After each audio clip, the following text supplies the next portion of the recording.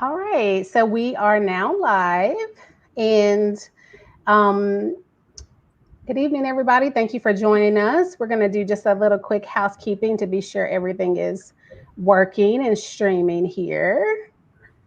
Everybody, thank you for joining us. We're going to do Oop, just a oop, little oop, oop, quick oop. housekeeping to be sure everything is working and it sounds like it is. So yeah, you'll want to be sure that you have the sound off. It's a little bit of a delay, Yeah. but it sounds like it's like a live in there. Hi, Jennifer. Jennifer's here. Okay, so thank you, Amber, for being here. I'm really excited about this conversation that we're going to be having tonight.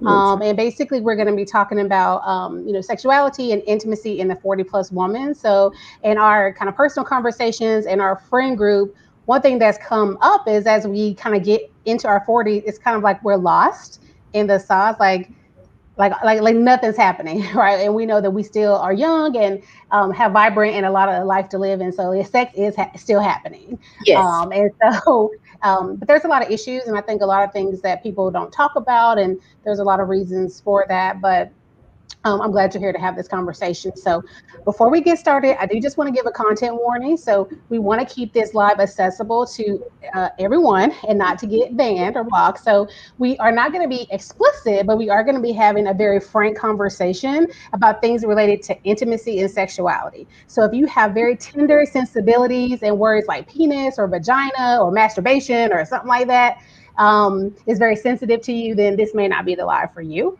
And we're also having this conversation for informational and educational purposes. It doesn't constitute individual medical or mental health advice. So I want to get that out of the way before we get started. Yes. Uh, so I thought we would get started by giving just a little bit of context about who we are and where we are in this stage in life. So as we do have this conversation, people will kind of know where we're coming from. So I'll let you go first. Okay. My name is Amber Perry Rainey, and I've been married for it'll be 18 years this year. I got married in my early 20s, so it's been a while. Been in this for a while. My husband and I have three children, a son and two daughters. So we still have kids in the house, trying to navigate sex and intimacy with kids in the house. So that's a thing. And I'm a cultural educator and a writer. Hey, thank you very much. And I don't think I realized it had been that long until you just said it. Yeah, it's been a minute. Yeah. It's like now I've known you what, like almost longer married than I knew you unmarried almost at this point, right? Yeah, Yeah, yeah. almost to that point. Well, of course, if you've been following me, you know that I'm Leanne Dooley. I'm a psychiatrist, and I will have been married 10 years this October. And right now at home, it's just me and my husband. So I do have an adult stepdaughter, but she lives out of the house. And so we did want to give you that framework. So as we talk about our experiences, you have some sense of what we're juggling and what we're going through. And I thought we would start this by just giving some context about basically what we went into our sexual lives with as far as education. So, if people have didn't see our Galentines, they don't know we grew up in Arkansas in a very small conservative town. Both of us grew up I say highly churched, heavily churched. Yes. And so I know we both have that, but maybe you can kind of tell people watching about your experiences with sex education at home and at school.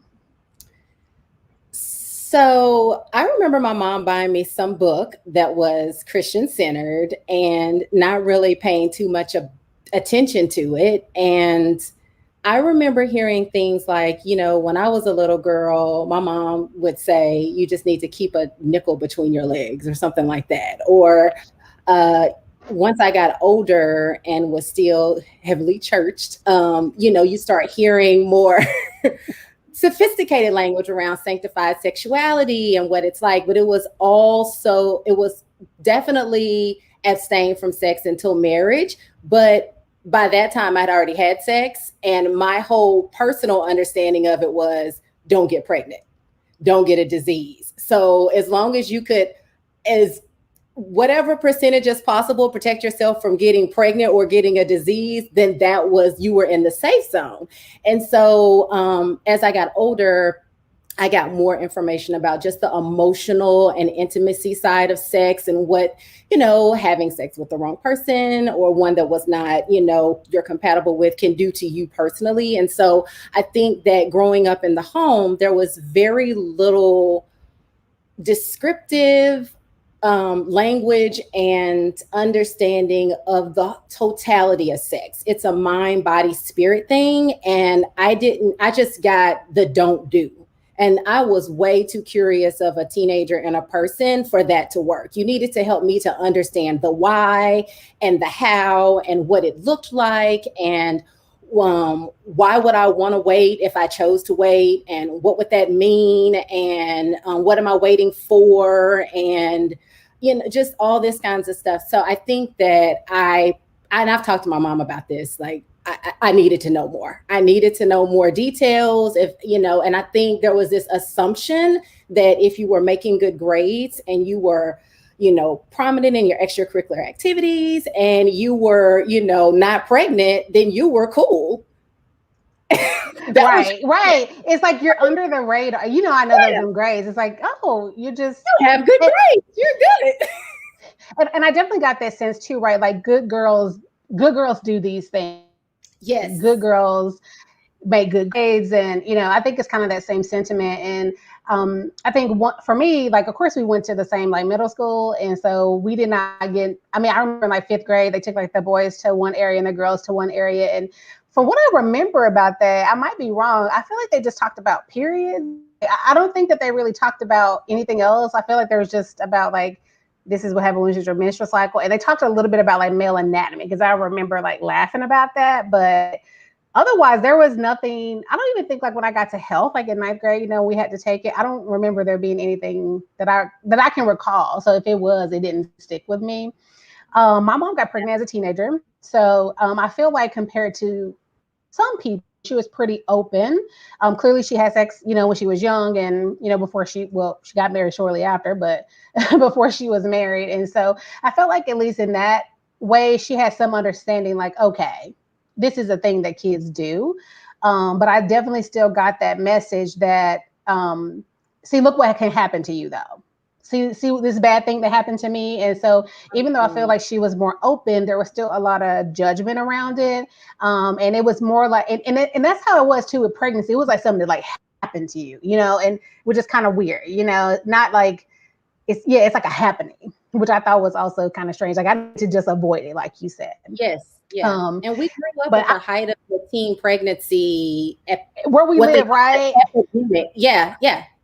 I mean, people are, and I think like not to put moral judgments on it or anything, but it's like you just don't know. I mean, people are pregnant and about like mechanically what happens, but like you said, the part that was missing from my education was about pleasure, like that should be part of something, and women's pleasure may be different, or and maybe that's just too much to maybe expect a conversation, but I think that was missing. Like you said, the why am I doing it? Well, once you did it already, you kind of like, okay, there's something positive here, and I think that was missing.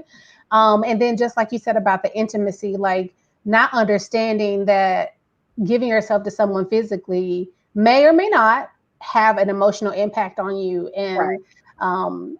That was missing. And I think that is like a very necessary conversation, particularly for young people to know, like, yes. Especially in like the hookup culture that is now, and you swipe left and Tinder, still there are certain things that are a part of human nature and a human experience, and sharing your body with someone can affect you emotionally. So I very same, was kind of missing that, that part. So,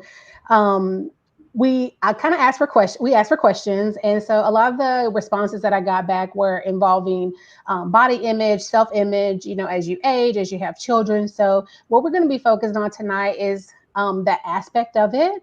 And then we are basically planning to have this as a little series. And so we'll be addressing some of the other comments and questions later. Unless things come up as we go along here tonight, we'll address them. So I thought maybe we could start about just kind of body image changes that comes from having children. So for the audience to know, I've never carried a child to like give birth. So that's not something that I've experienced to talk about, but I thought you could, Amber, particularly because you had your kids, on the earlier side.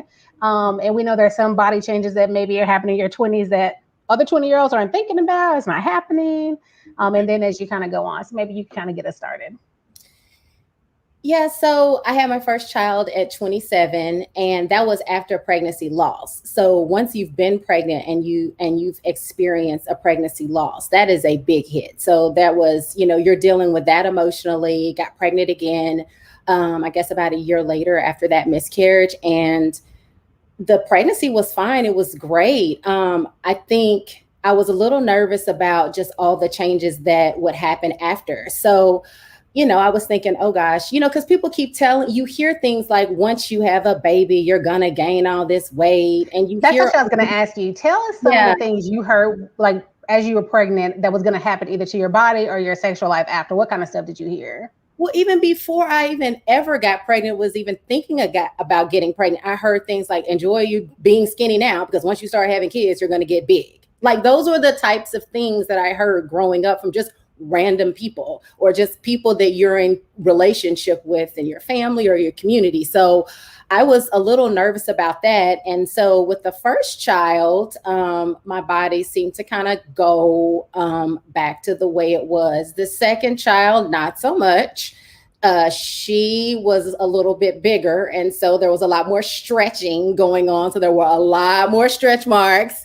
And just in terms of, and I shared shared this with you before. So navigating pregnancy and sex, and when you first start having sex after pregnancy, I did not know that when you experience an orgasm, that right after when you've had a baby and you're nursing, that it triggers your letdown reflex in your, because you're nursing.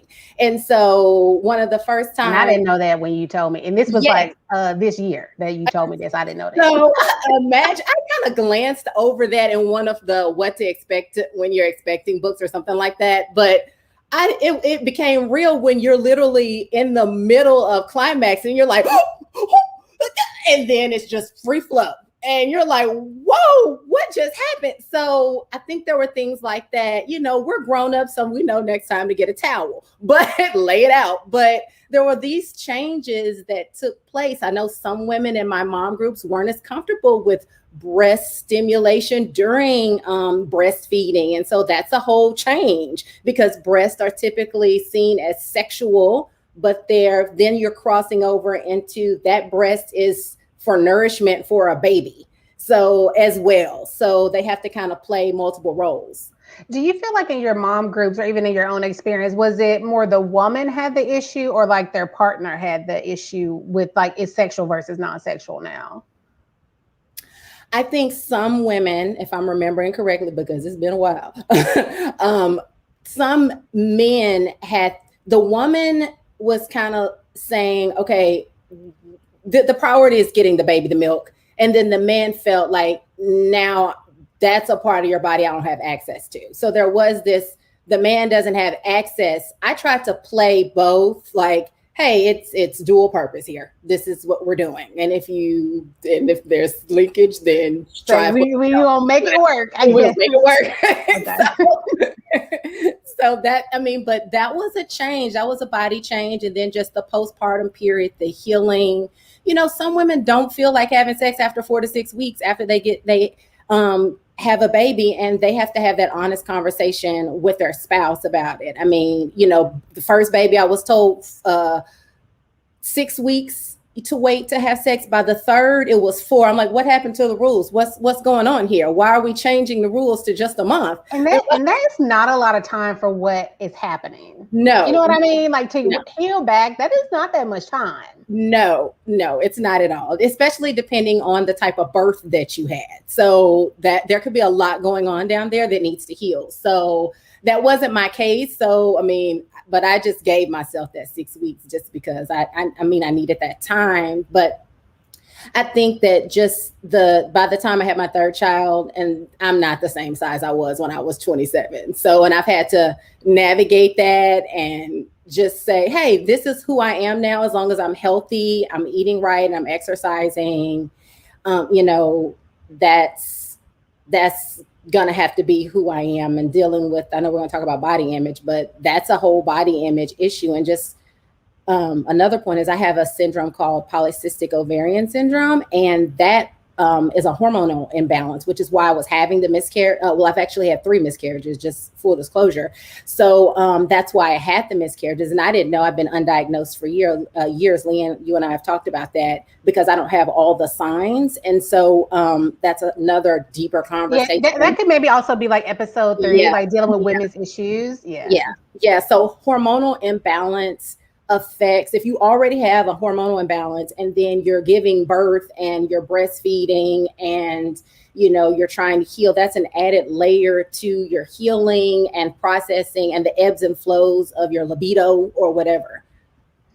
One thing I think too, kind of it from the medical side for me, is that some people, after they have a baby, they have conditions that they didn't have before. Like you said, hey, as long as I'm exercising and I'm healthy. Well, some people, after they have a baby, they have, they had gestational hypertension or, hypertension during pregnancy and now it's lasted, or they had, diabetes that they didn't have before and now it's lasted. So Right. what would you say to somebody who, kind of left pregnancy? Because I think for that reason, it can kind of leave people with mixed feelings. Like, of course, I'm glad I have a baby here, but now I have, the pregnancy caused these conditions and it causes like conflict for some people. Like, what would you say to somebody who's struggling? Like after pregnancy, they're not as healthy as they were. Not just that their body changed, but they're not as healthy as they were.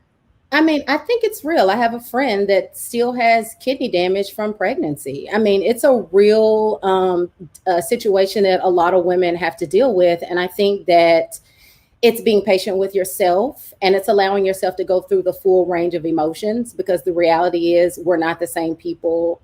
Our bodies can change throughout the process. And sometimes we do hold on to things that happen as our body changes or our body tries to adapt when we're growing a baby inside of us. So patience with yourself, acknowledging the issues, not trying to hide them, having transparent conversations with your doctor. I think that sometimes we as women, we just push through and we don't have those open dialogues, and we're so busy caring for somebody else that we're not, or a baby or a child or a teen, that we're not taking as much care of ourselves. So I think it's just accepting the reality of the situation and doing the best that you can to navigate it and enjoying and trying to, not blaming the child and the pregnancy, but shifting to, okay, now what do I have to do now? What is my new journey? This is the situation. This is where I am. And that can be tough. And you have to kind of deal with that. But I think that it's taking that one step at a time and addressing one issue at a time and trying to look at where you can improve and where you need help, acknowledging where you need help. And that's okay. A lot of times women, like I said, just push through and don't ask for help. Yeah, and I think just like in my professional experience, that's definitely true. We're caretaking, almost to our own detriment at times. And, for me, like what you described there in that suggestion is, it's like a grief. It's grieving. Like I went into this situation this way, and now I'm grieving the loss of how I thought, after was going to go. Even if it's still great and it can still be good, but it's going to be different. And like you said, just having that acceptance and giving yourself permission. It's okay to grieve the loss of something that you thought you would have, Yeah. even if it came with something great. Just like we know now by this point in life, sometimes things that are really awesome also come with something that, may not be that great. So I think, Yeah. like you said, just acknowledging it and move on. And that kind of brings me to the my next thought. So what is your, okay, so when a lot of people come through a pregnancy, right, they're heavier, and we know we live in a society where carrying more weight, unless you're like carrying it in certain places, right? If it's Yeah. boobs, if it's in your butt, Yeah. right, Yeah. but if it's, in your belly, if it's in, certain places on your thighs, it's like not good. And so, and there's reasons for that. And maybe that could be another episode. But like what kind of things do you do on a like daily basis to adjust to like those changes and basically to still feel like sexual? Because for me, being, the longer you're married, there's like some really great things I think that come from intimacy in Yeah. that long time. But also there's a part of it's like day to day. you know. And so what kind of things do you do to like feel to still feel like a sexual being and not just mommy mode?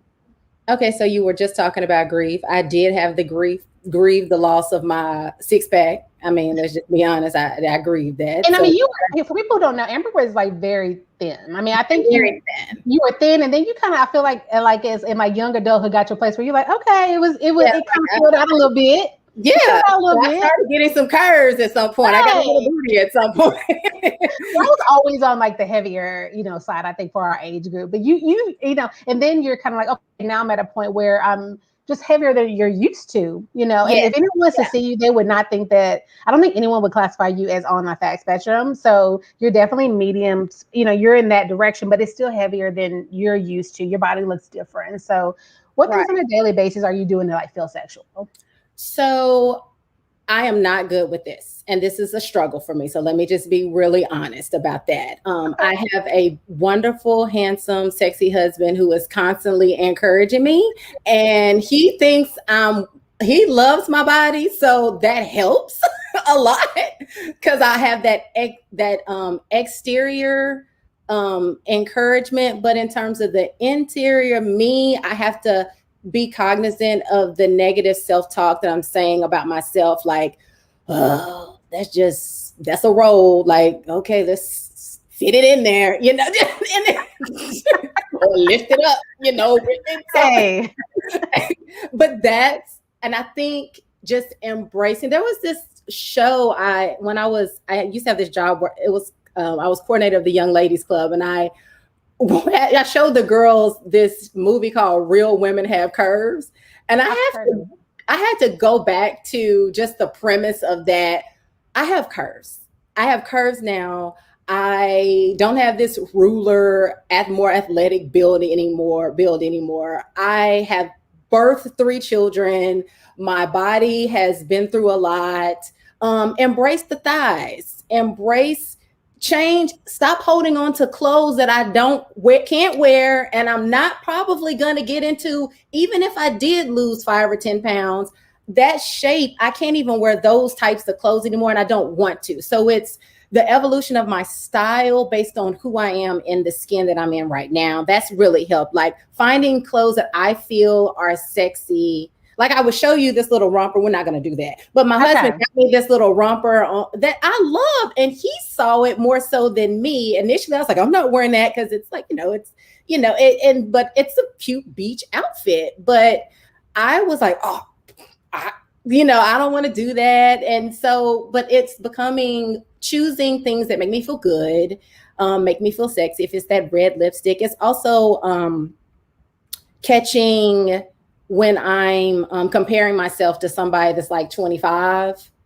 Yeah. I'm not, and I'm never going to look like that. And I shouldn't want to. Right. And so it's acknowledging who I am and then giving myself positive affirmations about my skin and how beautiful I am, and acknowledging the things that are gorgeous. Like my feet are amazing. I have beautiful feet. And so relishing in the things that I know are lovely, and then also learning to embrace the things that, might be what I consider quote unquote problem areas are not really that much of a problem. I just need to be more gentle with myself. Yeah, I mean, I think that those are like all great. And I love what you said about like with Paul, like he is nice sometimes to see how other people see you. Like he saw that and thought, oh, I would love to see my wife in that. So sometimes even if you can't see it, it's nice when you have it. It's not necessary, but it is nice sometimes to have that external validation, because sometimes the way that we see ourselves, it's almost like, when you look at a picture of yourself in the back, maybe 10 years ago, and you would think, man, back then I thought I was fill in the blank. And now you're like, I realized I wasn't, whatever that thing was. Yeah. Like I thought I was, I was, and so I think it's nice to have that external validation. And I love what you also said about like the positive self-talk. Like I cannot speak as highly to that. Your brain is going to start to associate these thoughts with who you really are. And so if it's constant negative images, if it's constant negative talk, do not like to hear negative body talk, and while I feel like people should be free to say whatever they want, and if they believe that about their body, one thing I make a conscious effort to do, especially my women friend groups, because unfortunately, hating your body is something we're socialized to do, and it's something women can relate on. So I find, actually not in our friend group very much, but in a lot of other groups, and like even with some coworkers and things, that's what they talk about. Is my thighs, I hate this and all that. And so I just consciously made a decision to like, I'm not going to engage in that. And I distinctly remember one time eating in my break room and people were just kind of basically going around talking about, oh, I hate this and my fat rolls. And, it kind of came to me and I didn't say nothing. I didn't say nothing the whole conversation. And it's not because I like think it's all that or have 100% positive body image every day. It's like, I am not going to participate in a conversation where I talk down to myself. Just like I wouldn't talk down to these like beautiful women I work with who are like not just physically beautiful, but awesome in so many ways. I wouldn't be like, like your thighs define you and I hate you for that, but we will talk to ourselves that way. So I think, if there's one thing people can take from it is to really be conscious about how you speak to yourself. And if you have children, they're listening. So they are. And we know that, right? A lot of times you kind of end up growing up to kind of have a shape like your mom or, or whatever. And so, they're kind of looking at you. And if you're talking about how much you hate what you have, they're kind of like, oh, maybe, maybe that fat roll I don't need, And so I think just to be like very cognizant about that too. And one other thing I think is for me, feeling sexy is being adjacent or close to sexual things. So I'm learning that. That's true. Right. So like if you think about our day-to-day lives, I'm a psychiatrist. I'm listening to all kind of stuff, depression and all this kind of stuff all day. You're busy with your kids and really, a lot of your life is kind of what they're doing. You're at soccer practice, taking them here and there. It's not like, unless somebody asks me, it's not like I'm having much opportunity to be like, oh, let me get some sexual thing, so consciously being associated with sexual things, whatever that means to you. Maybe that's, maybe I'll pick if we watch a movie, maybe a more grown up movie that has those kind of themes to it. Or maybe, I'll get me a, cheap romance novel, and we know there's going to be some cheesy sex in there, but I think like it's important to like be adjacent to sexual things. If it's educational, listen to podcasts that are about sexual topics. So it's like in your mind. Like it's not like the last time you thought about sex was just the last time you had it. You are 100% correct, because that is something that I feel like being really active in church early on in my marriage, my husband and I missed. Like we were talking about that a few months ago, thinking how you kind of, if you're always so focused on ministry or sadly helping other people or all this kind of stuff, then you're not putting things in front of you that entice your sexuality with your spouse. Not talking about stepping out, not talking about anything that would be considered unfaithful. We're talking about just how you and your partner relate to each other sexually. Like I'm sure there's a lot of action going on with Bridgerton. Right.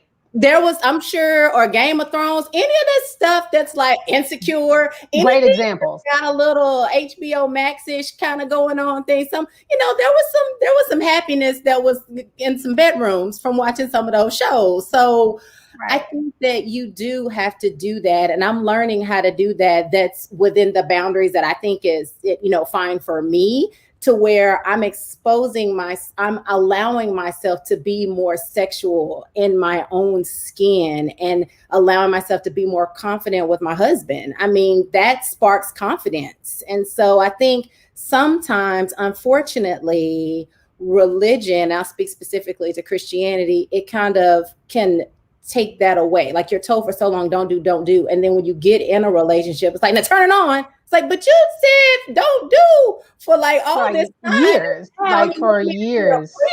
Wait a minute. So right. You have to, and that's what I'm doing with my children. I want them to have a beautiful understanding of sex. I want them to understand the boundaries of sex, but I don't want to condemn sex. Like sex and intimacy is a beautiful thing, and it is best expressed in certain ways. So don't condemn it and make it seem bad. And though we lived in an over sexualized society, sex in and of itself is not bad. And so you have to know how to express it. And so I think that exposing yourself to sexual things within your relationship that you are both in agreement with is great. And it helps, Right. and it puts it before you. I'm not talking about porn, people. I'm just saying if Right. that, So that's why I said, like I think Insecure is a very sexy show. yes, Insecure is a You know, sex. just even some of the scenes, like when they're out dancing and the Yes, lighting. I mean, it's like tantalizing in a way that. So yeah, just to clarify, we're not even. I mean, if that's what you want to do, but I'm not even talking about anything that no, is pornographic, because I'm actually talking about kind of making it part of, if not your daily life, at least weekly, that you're adjacent to something yes, that is either flirtatious, if not overtly sexual, something intimate, like to, like, don't, like I said, do not let the last time you thought about sex be the last time you had it, because for some of us, we know that might be a while back, and if we're yes, not making it like a priority to have it, like, at least on the back of our consciousness, then it's like it makes sense why we, a lot of people have a lot of unsatisfying relationships with sex, because you mhm, ain't even thinking about it until it come up again. Like, again, it might work for some people, but I think that for a lot of us, being adjacent to it, like, helps kind of keep the mood going. yeah. Now that I'm grown, read that Cosmo magazine about all those positions and whatever, if that's what you want to do, because I'm Not in grown. high school, not in high school like we were. No, yeah, yeah, yeah. Not then. But now I'm grown. So now this is the place. This is the time. So, and so then you're thinking about it because you're reading, oh, this is how I could experience a different type of orgasm, or a different type of touch, or a different type of intimacy in my relationship. Reading about it helps. And kind of in that same vein, when it comes to media, I know that you consume a lot of media. You're in media and have experience producing media. And so, what would you say? For me, I'm really interested in how, like, media can be used as like a tool to help people feel more like intimate and connected. And one way I think about it is watching it, like consuming it. But I guess, how do you, or what is your thoughts about, like, social media, like, particularly as it relates to, like, intimacy and sexuality? I know some people feel like, it's in a distraction, just like in general, because people are on it, it makes it worse, or, it opens up people to other things that, may hurt their relationship. So, like, what's your just general thought about social media, or how do you use it or engage with it to kind of keep connection sexually?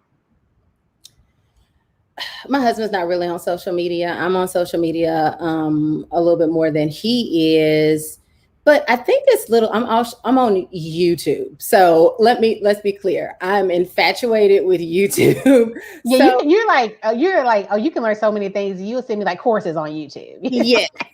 So what I do is my husband and I have found some really cool, like, sex education type. It's okay. So, like, couples exploration. This is not porn. This is like teaching about, like, if you want to experience this, you can maybe do this. So I've used it as a way of, hey, let's watch this video together. Do you like this? And this is not naked people, but have you thought about this type of touch? Or, like, I'm talking about different types of touch, like tickle touch, more of a firm touch, or like just different ways of expression, or different types of kissing. Like, I'm such a nerd. There's this licensed marriage and family therapist that I follow on YouTube, and she had this whole breakdown of all these different relationships. So Paul and I looked at that and were like, oh, wait, hey, she's talking about intimacy. Do we do that? And so we had discussions around it. So it's just, I that's was how. going to cut you off to say that we're going to need that information. So then after this, and the post I always make after, we're going to Okay. put these links to the Okay. kissing. I mean, I think that's great, because you actually brought up a point I was going to make about, I think, the ways it can be used, which is education. Like, Yeah. if there's something you don't know or you're curious about, how else are you going to find out? So I think I honestly have not thought to use YouTube that way, but that is like a great way to use it. Like, you know, that's something I think when it comes to intimacy, people don't think about just like kissing or touch, again, those are ways I think we can on a like more daily basis be connected in a like a sexual flirtatious way, Right. that is not necessarily like sex itself. So yeah, we're gonna need those Okay, links. So I'll we'll try to get put them them after all this. together because after 18 years, you don't want to get stuck doing the same thing all the time. So it helps to kind of get a spark of, oh, that might be a good idea. That's something you see. So What would you suggest to someone? Because it sounds like, with you and Paul, like with the YouTube, like you're both kind of, and I know he's a nerd too, so he's also very curious and open to learning things. But like, what if your partner isn't as like open or curious, like you're interested in, or maybe you're the person who isn't interested and you're feeling uncomfortable when new things are being brought to you. Like, do you have any thoughts about that either way? it's funny because Paul and I were talking about that the other day because there's some things that I am I am not as comfortable in my nakedness. Okay. And some people are just comfortable walking around and feeling free in the confines of their own room. I still feel like I need to be like, okay, wear my towel or robe or something. When your husband played ball and they walk around locker rooms all the time, they don't have that same sense of. That's a good point. That's not a thing. They walk around and they're showering with other people, and that's not a thing. There's a certain comfort level that he has that I don't have, and we just discovered this in the last year or so. I was like, you're very comfortable, just not in front of the kids, nothing like that. But it's like it's the locker room. It's like and so I feel like you went to brush your teeth and got a surprise. You're like, oh, yeah, what? oh, okay. so I think that in some instances you have to be, and when we've talked about this, he has to extend me some grace. And you have to be able to extend the other person grace as you gently, not forcefully and not demandingly, ask or seek insight on whether or not somebody is interested in something, because it can be very sensitive. If this person has done something before and they didn't like it and is conjuring up other experiences or whatever, you want to be sensitive to that. Or if they just don't know about it and are apprehensive because they don't know, I think extending grace and being gentle and not coming in from the perspective of you're going to do, what I want to do, or, you need to, I want this. So we need to do this, or no. Or if you don't do it, somebody else will. Yeah, that's not going to you gotta do it, because no, that's not gonna help. And I feel like there's sometimes, I'll speak from my perspective, women are socialized to have a certain amount of performance anxiety sometimes because they're told, well, this is what you got to do to keep a man. But wait a minute, let me get comfortable with understanding the dynamics of what you might be interested in. Let's look at it together. Let's see, okay, if I like this and you don't, is this a non-negotiable, or can we revisit it later after we've taken some time to kind of, read up on it or explore? Does that make sense? I love the idea of like having a negotiation because, you've been married a long, that's so much of what being in a long-term relationship is. And honestly, even if you're not in a long-term relationship, if you're sexually involved with someone, these are conversations you should be having, right? Around consent and what you're comfortable with, long-term relationship or not. And I'm going to say something that like might be a little controversial, maybe, but my approach is like, I'm married, but my husband has his own body and it belongs to him, right? And again, I know being like church, that's something I didn't learn. It's like once you get together, your body belongs to the other person. Those are messages I got, but that is not how I operate. It's like his body belongs to him because there are certain experiences that he may have had as an individual that come and impact us as a couple. And right. I may have to be sensitive to certain things, whether it's like an injury or just whatever it is that may make a person not be comfortable with certain things. And, even if it's something that for me, you're just like dying or so curious about, if the other person really like isn't comfortable, I think we have to have some like boundaries around that and not feel like, oh, if I don't do this one thing, my partner is going to leave me. Or, if my body changes, I really hope by now people recognize your body changing every day. Yep. So if you go into any relationship with the belief, man or woman or whoever, whatever your gender orientation is, if you believe that you're going to look like that when you get to be 75, you're mistaken. And as beautiful as Angela Bassett is, and as great as she looks, honey, if anybody looked almost like they did 20 years ago, it's Angela Bassett. She Yes. still does not look exactly the same like she did when was, in What's Love Got to Do with It. She's Right. changed. Yeah. We can tell she's matured. Even though she's like beautiful and gorgeous, and Right. doesn't even look close to what her age is. So I think if we could like come from that base, I don't know where that comes from, that belief that we're going to be looking the same. But I think also just for me, it's like giving my husband the autonomy I know he's having his own experience in his body. He's had his own experiences before he met me with it, and like trying to be respectful of that, and just, it's okay sometimes to have a need that's unfulfilled. I'm sorry, sometimes every need that you have is not going to be fulfilled. That's life. Right. Right. And I think that we forget sometimes that we have the capacity to have self-control and impulse control. Sometimes that could very well be a part of loving somebody. In certain instances, you might need to do that. Extend some self-control. Just be like, okay, we're gonna move on and just do something else. Try find other ways. Find other ways. Yeah. It'll be okay. Yeah. One thing I think about with sexuality, intimacy, and body image really is like learning to be connected to your own body, knowing what, like I was saying, what feels good to you, knowing how past experiences you may have had may be impacting how you go into a sexual relationship. But one thing I think that really stands out for me is that a lot of women don't know what even like feels good to them or what they want. They really are driven by what their partner wants. And so, when it comes to self-exploration, I guess what is your thought about how, particularly as we kind of move up in the decades, how we can stay connected to what what we want, like what feels good to us? Because like you said, sometimes, particularly after you have a baby, or in my case, after a hysterectomy, like literally there is stuff that was there that ain't there no more. Like there's nerves that's been cut and there's stuff that's been taken out.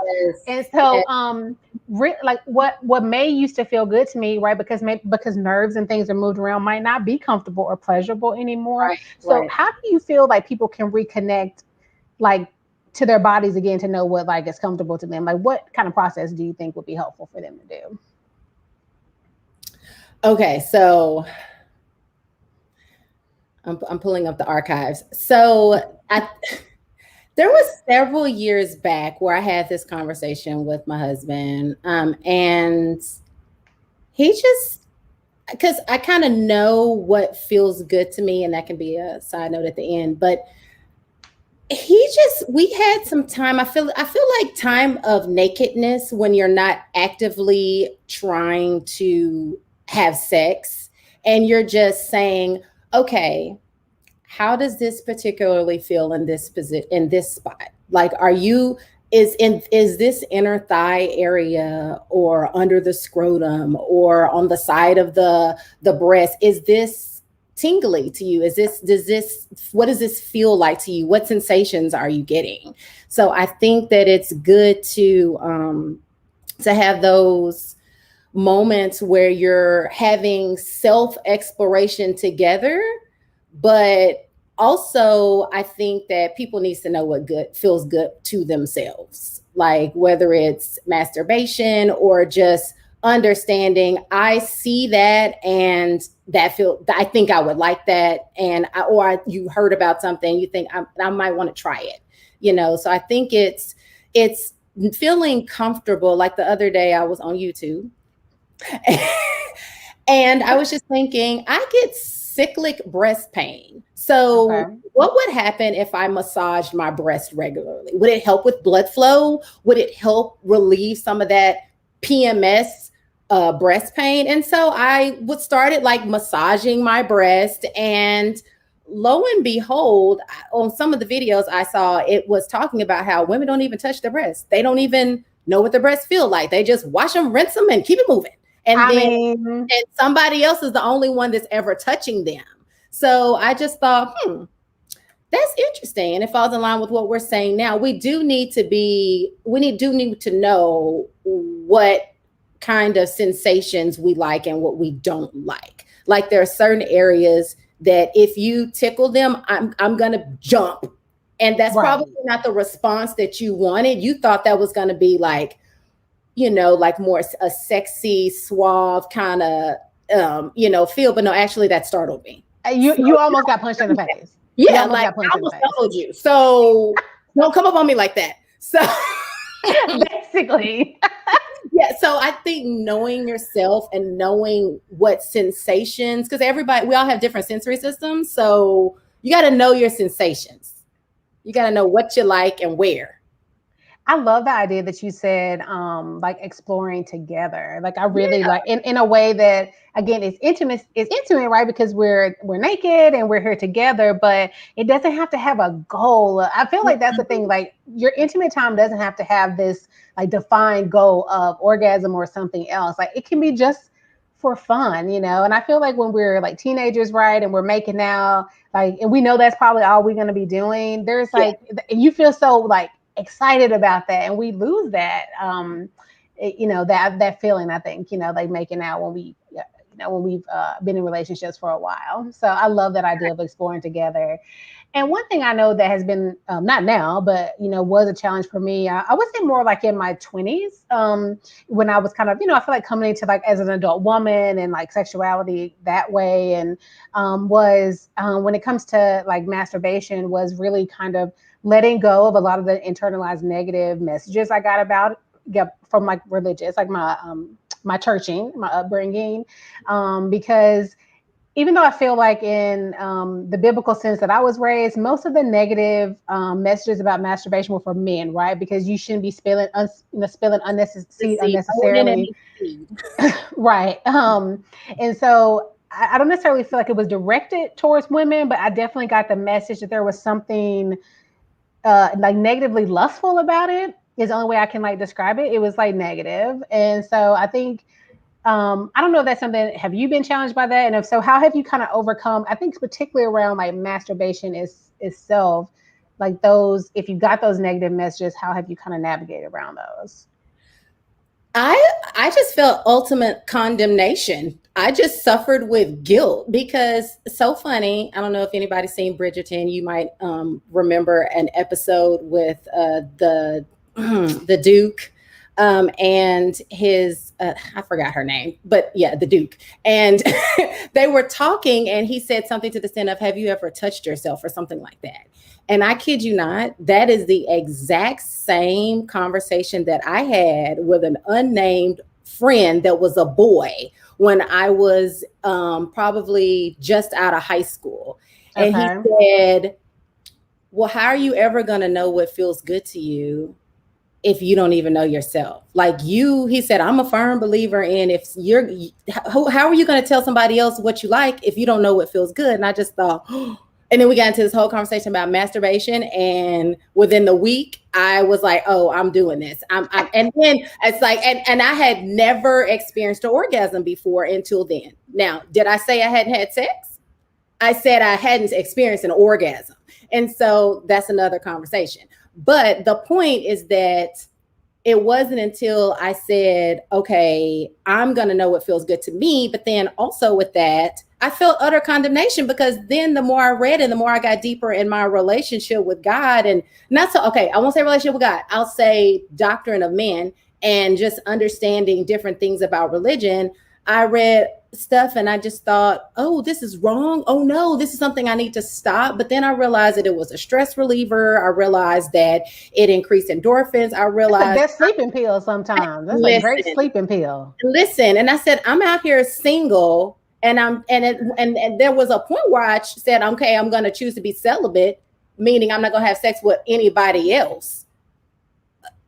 And so I'm like, well, I'm gonna still have urges, right? So I had to come to the conclusion that I'm either gonna not do it or I'm gonna do it. And so then I stopped masturbating for a really long time because I was married, and I was like, I didn't really need it as much. But when I was single, I just thought I just had all this condemnation and guilt, but it wasn't enough to stop me, be quite honest.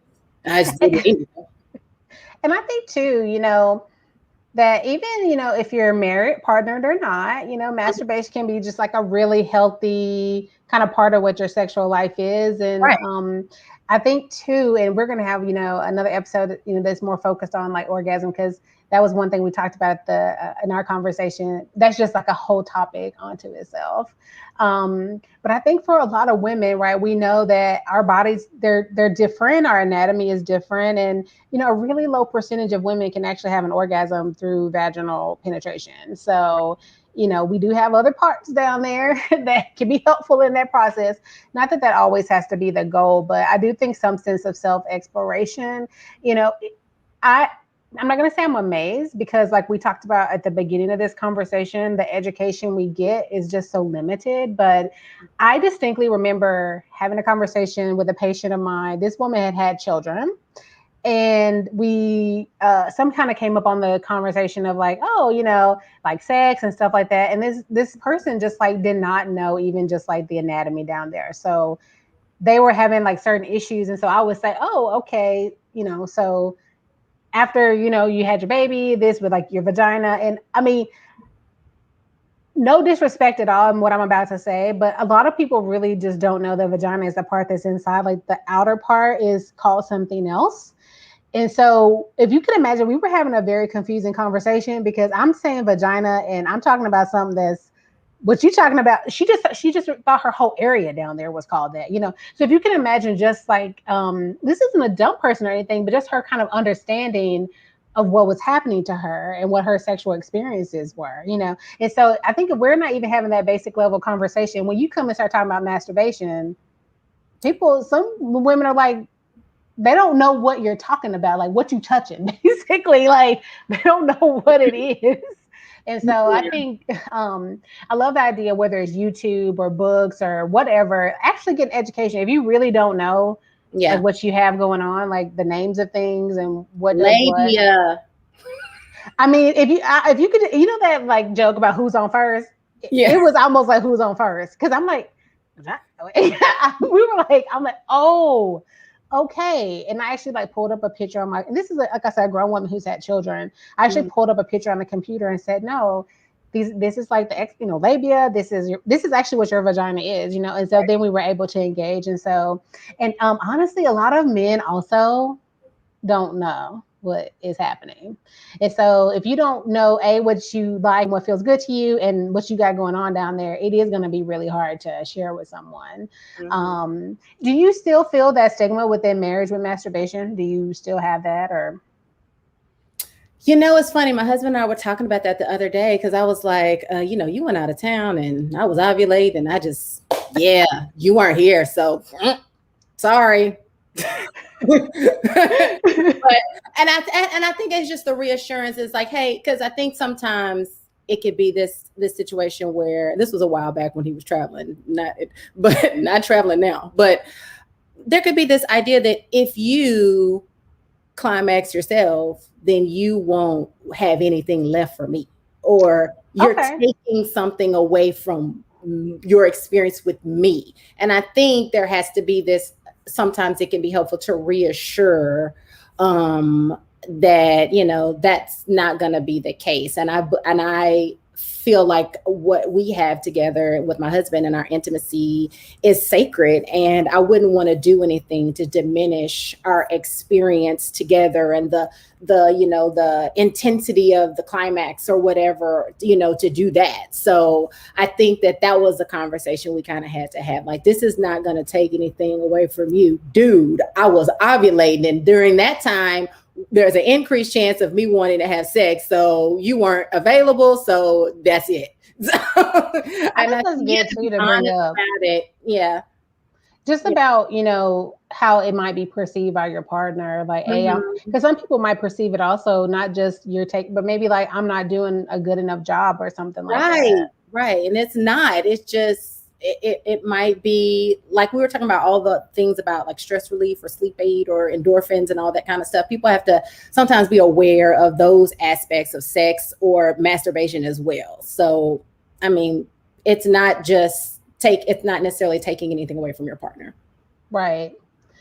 And I'm looking at our time, so we're getting a little close to the end of our time. So I guess just as we wrap up, is there anything else that you would say, kind of in this same vein about, intimacy, sexuality, body image changes? We've kind of, kind of went a gamut on some different things, but is there any kind of things you would leave us with?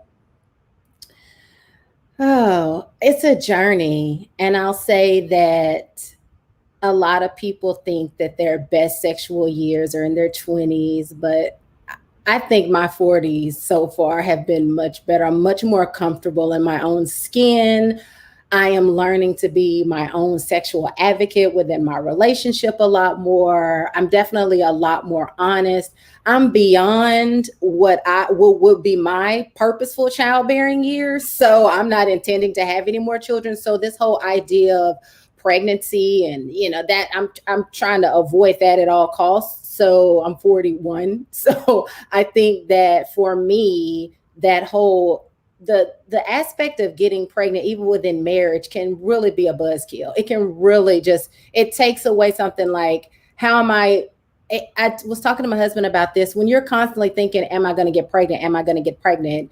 Because for me, hormonal birth control had horrible side effects, so I couldn't necessarily take it. So I had to find other means to avoid pregnancy. And so once we got comfortable in our routine of what we were doing to avoid pregnancy, then it was better. But there's still that, until a woman is in menopause, there's still that possibility, even in perimenopause, that you could conceive or have a baby. So I think that it's being comfortable, and I feel like the more I improve myself and the more honest I am with my spouse about sexuality. I mean, we stayed up until 2:00 in the morning talking about different stuff related to sex. I thought it was ironic because we were having this talk, because I don't think it was related, but it just happened to be, we just stayed up late talking. And it felt like when you're on the phone, when you're 19 or 22, talking on the phone with your loved one. But I think it's just important to enjoy the ride and to be patient with yourself and to be open to explore and to be open to new things, and not to compare and not to get stuck on comparing. Hopefully you're not in somebody's business to the point where all of their deep, intimate sexual business in a sexual business as another couple, but be mindful of who you are in your skin and who your partner is in their skin. And the fact that all intimacy, the best sex is sometimes the result of great communication and love felt, understanding how your spouse loves, understand how you love, how you receive love. So those things can really make for some of the best sex, the best intimacy that's non-sexual, the best sacred moments in your relationship, just building the relationship to the point where you feel comfortable and your spouse feels comfortable. And even when things aren't quite right, you feel like you have a safe space to talk about it, and you have the safe space to bring up things that are of concern, or things that you might want to do, or things that you might want to experience. But the main thing is enjoy the ride and enjoy the journey, and don't things get stale. Try to keep it. Go ahead. No, just try to keep it fun. I think sometimes we get so busy, especially when we're in our 40s. So it's career, it's family, it's kids, it's at this point parents, sometimes aging parents. You're caregiving for parents. That's a whole other thing that can be synonymous with sometimes caring for kids. That can be very similar for some people. And so a lot of times you're burned out and you're tired. So my husband and I were just talking about how we need to find ways, now that my kids are going back to school, we need to find ways to not just have sex at night. Oh yes. Get some day sex, girl. Yes. And then because for me, I feel safer when the house is quiet. But since I have older kids, my house might not be quiet until 10:30. Right. Whereas when they're younger, that might have been 7:30 or 8. So by 10:30, I might be tired. Girl, So you ready to you go to have to be sleep. creative. Exactly. So it's being creative in that journey and being respectful. I just when you as you were talking earlier, just all you just dropped so many gems. So I really hope that whoever, is listening or rewatches this, there's so many gems there. And I love the fact that y'all were up till 2 o'clock, just talking to each other, because that is so absent. Just like that kind of level of conversation is so absent. So I love that y'all are doing that. And I think the only thing I would kind of add to what you already said is, if you don't know something, just like anything else, there's many avenues to try to learn. You can't expect to be, some sexual, Don Juan. When Yes. you when you never learned about it, you don't know some things. And so Amber is going to be nice enough to give us some of those links. I know Jennifer put a podcast there in the comments, so I'll collect all of those, and I'll also share just some resources. So just know, don't feel bad if there's things people are talking about. Almost every day or month I hear something that I didn't know. I'm like, what is that? So don't feel bad, or like you missed out on something. A lot of us don't know. Just Right. like when you're in high school, when people are talking about stuff and you're kind of in the conversation, you don't really know. It don't end. People will be talking about things and sexual related, and I'm like, I don't know what that is. And there's nothing wrong with that, to work to get educated, if you don't know. But otherwise, Amber, you dropped a lot of great gems there. So thank you for being here this evening. Thank you for being so open and honest. I always appreciate that. And like we said, we're going to make this into a series. And so actually several things came up tonight. As y'all heard, we were like, that could be another show. Definitely that. I think our next topic is going to be on just orgasm, period. And just kind of exploring that and all different aspects, but in several of the other things here. So if you have questions, if you have comments, please feel free to leave those, and or to message me and let me know. And we're going to sign out for now. It's been nice being here with you all this evening. Thank you. Thank you.